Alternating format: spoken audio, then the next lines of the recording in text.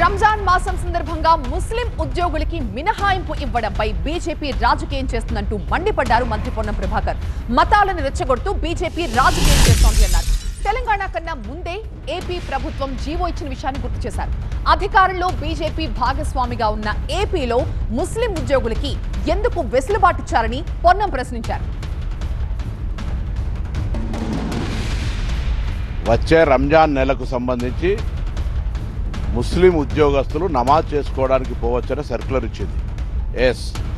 ఇది గత 30-40 సంవత్సరాల నుంచి వస్తూ ఉంది. ఉమ్మడి ఆంధ్రప్రదేశ్లో కూడా ఉంది. ఈరోజు తెలంగాణ భారతీయ జనతా పార్టీలు జ్ఞానోదయం చేసుకోవాల్సిన అవసరం ఉంది. ఆంధ్రప్రదేశ్ ఉమ్మడి రాష్ట్రంలో బీజేపీకి సంబంధించినటువంటి భాగస్వామ్య ప్రభుత్వం ఉంది. అక్కడ భారతీయ జనతా పార్టీ మంత్రులు ఉన్నారు, కేంద్రానికి సంబంధించిన మంత్రులు ఉన్నారు. వాళ్ళ ప్రభుత్వం మాకంటే ముందు 11వ తారీఖు నాడు ఫిబ్రవరిలో ఈ జీవో ప్రకారంగా అక్కడ కూడా ఇటువంటి సేమ్ మాకంటే ముందే జీవో తీసినారు. ఇది కొత్త కాదు.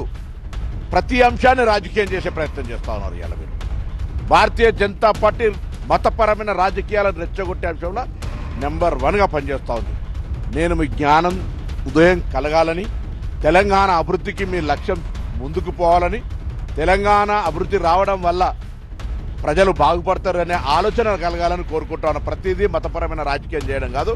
మీకు చిత్తశుద్ధి ఉంటే కేంద్రాన్ని ఒప్పించి తెలంగాణకు నిధులు తీసుకురండి.